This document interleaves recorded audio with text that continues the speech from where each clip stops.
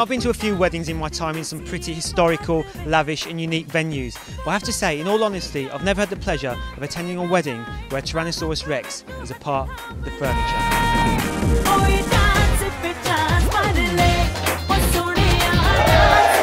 That's because today we're here at the magnificent Natural History Museum in London for the wedding of Sabrina and Adam. They're here celebrating the marriage along with their friends, their family, a few colleagues, and not forgetting a few dinosaurs and fossils.